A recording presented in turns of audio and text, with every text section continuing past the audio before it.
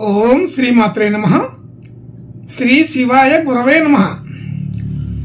యఃకర్త జగతాం భర్త సంహర్త మహసాం నిధి ప్రణమామి తమాదిత్యం బహిరంతస్తమోపహం. వీక్షకులకు నమస్కారం. నేను మీ దేవులపల్లి రామకృష్ణ శాస్త్రి, ఆర్కే మాతృశ్రీ తెలుగు జ్యోతిషపరమైన యూట్యూబ్ ఛానల్. ఇప్పుడు ఫిబ్రవరి నెల 25వ తేదీ నుండి ఫిబ్రవరి నెల 2వ తేదీ వరకు గల గ్రహ స్థితిగతులని ఒకసారి పరిశీలన చేద్దాం. కుంభరాశిలో రవి, బుధ, శని గ్రహాలు, అలాగే మీనరాశిలో రాహుగ్రహం, మేషరాశిలో గురుగ్రహం, కన్యా రాశిలో కేతుగ్రహం, మకర రాశిలో కుజ శుక్రగ్రహాలు సంచరిస్తున్నాయి. ఇటువంటి గ్రహ స్థితి గతులని అనుసరించి నా అవగాహన మేరకు ఈ వారం రాశులకు వార ఫలాలు తెలుసుకుందాం. ఓం శ్రీమాత్రే నమః. ఇప్పుడు మిథున రాశి వారి గురించి తెలుసుకుందాం. మిథున రాశి వారికి రాశి నుండి 4వ స్థానంలో కేతుగ్రహం, అలాగే 8వ స్థానంలో కుజ శుక్రగ్రహాలు, 9వ స్థానంలో రవి, బుధ, శని గ్రహాలు, 10వ స్థానంలో రాహుగ్రహం, 11వ స్థానంలో గురుగ్రహం, అలాగే 3వ స్థానంలో చంద్రగ్రహం సంచరిస్తున్నాయి. ఇటువంటి గ్రహ సంచారము వలన ఈ మిథున రాశి వారికి ఈ వారం అనుకూల స్థితి ఉంటూనే ఉంది. దాంతోపాటు కొంచెం చిన్న చిన్న సమస్యలు కూడా వచ్చే అవకాశం ఉంటుంది. కాబట్టి ఇది శుభాధిక్యత కలిగిన వారంగానే చెప్పుకోవాలి. అయితే రాశికి శుభగ్రహ దృష్టి అయితే లేదు. అదే రాశ్యాధిపతి భాగ్యంలో ఉన్నాడు, అంతవల్ల కొంత అనుకూలత కనిపిస్తుంది. అయితే భాగ్యంలో కూడా శని, రవి గ్రహాలతో కలిసి ఉండడం అనేది ఇక్కడ మరొక విధానం. దానివల్ల కొంత మధ్యస్థమైన ఫలితాలుగానే కనబడుతున్నాయి. అంటే ముక్కుసూటిగా నిర్ణయాలు తీసుకోవాలని ఆలోచన చేసి మరి దాంతో అంత అనుకున్నంత విధిగా ఆలోచనలు అమలు చేయలేకపోవడం జరుగుతుంటుంది.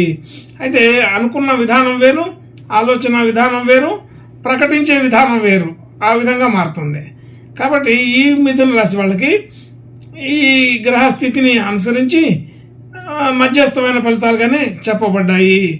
కాబట్టి అనుకున్న పని అనుకున్నట్టుగా చేయలేకపోవడం అనేది జరుగుతుంటుంది. మంచి ప్రణాళిక వేస్తారు, మంచి ఆలోచన చేస్తారు, కానీ అమలు చేసే సమయంలో మాత్రం అంత పరిపూర్ణంగా చేయలేకపోతుంటారు. అలాంటి స్థితి ఈ వారంలో ఉంటుంది. అలాగా మరి ధనయోగాదులు కూడా బాగానే ఉంటాయి, వృద్ధికరంగానే ఉంది. కానీ ప్రతి ధనంలో కూడా మనం ఏదో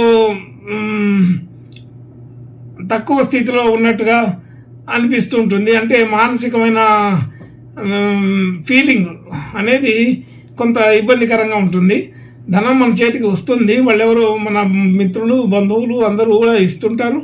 కానీ మనం ఏదో కొంత మొహమాట పడి ఇబ్బంది పడి తీసుకోవాల్సి వస్తుంటుంది.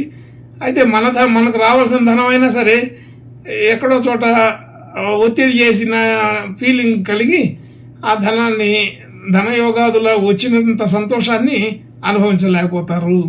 అలాగే ధనం అయితే సకాలంలో అందుతుంటుంది, కానీ ఇచ్చే విధానం, తీసుకునే విధానంలో ఎక్కడో చోట కొంచెం మెలికలు ఉండి కొంచెం ఇబ్బందికరమైన వాతావరణం ఉంటూ ఉంది.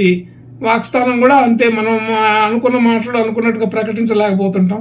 అలాగే వేరే వాళ్ళు ప్రకటించిన విషయాల్ని మనం అందుబాటులోకి తీసుకోలేకపోతుంటాం. ఇలాగా మాట తీరులో కూడా చిన్న వ్యత్యాసాలు ఉండే అవకాశం ఉంటుంది.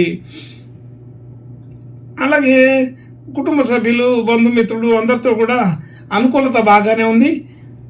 ఏదో ఒక సందర్భంలో అందరినీ కలవడం, మాట్లాడటం ఏదో జరుగుతుంటాయి.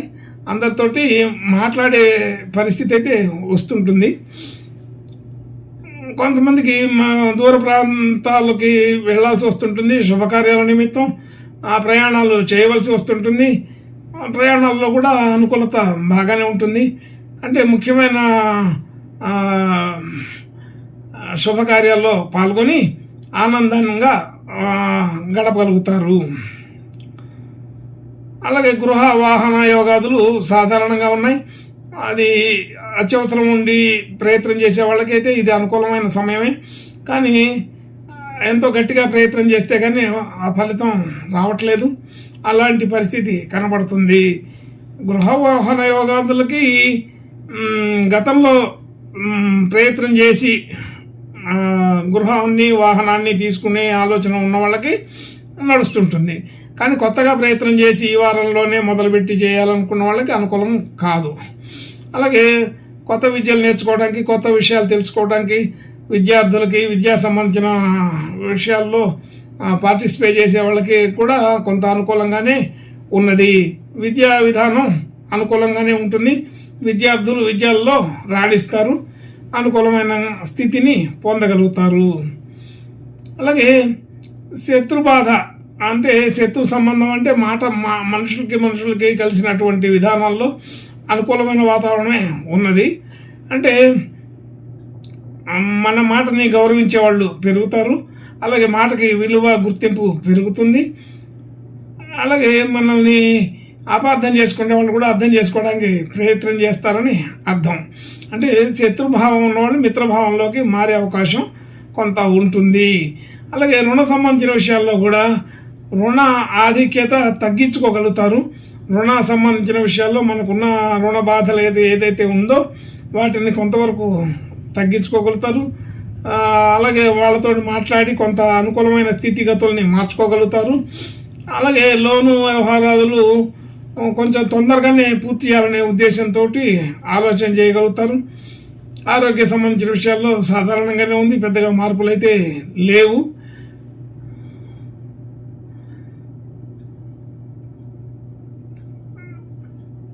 భార్యాభర్తల మధ్య అనుకూలత సాధారణ విధానంలోనే ఉంటుంది. గురువు గారి దృష్టి ఉంది. ఏకాదశంలో ఉన్న గురువు సప్తమాన్ని చూస్తున్నాడు కాబట్టి అనుకూలమైన ఫలితాలనే ఊహించవచ్చు. అలాగే మనం పెట్టిన పెట్టుబడులు కానీ కొత్తగా పెట్టాలనుకున్న పెట్టుబడులు కానీ ఏదైనా ఉంటే అటువంటి అన్నిటికి కూడా ఇది కొంత మధ్యస్థంగా ఉంది. పెట్టిన పెట్టుబడులు అయితే వృద్ధి చెందుతాయి. మరి కొత్తగా పెట్టుబడులు పెట్టాలా, డిపాజిట్లు చేయాలనుకునే వాళ్ళకి మాత్రం అనుకున్నట్లు చేయలేకపోవచ్చు. అలాగే భూములు, ప్లాట్లు అనేవి కొనుక్కోవడానికి, అమ్ముకోవడానికి ఇది సరైన సమయం అయితే కాదు.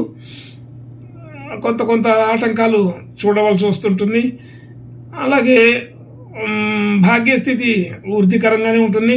మనకు రావాల్సిన ధనం సకాలంలో అందుతుంది. అలాగే మనకు కొంత అదనపు ధనం కూడా వచ్చే అవకాశం ఉంటుంది. ప్రయత్నాల ద్వారా ఇటువంటి విషయాలు బయటకు వస్తాయి.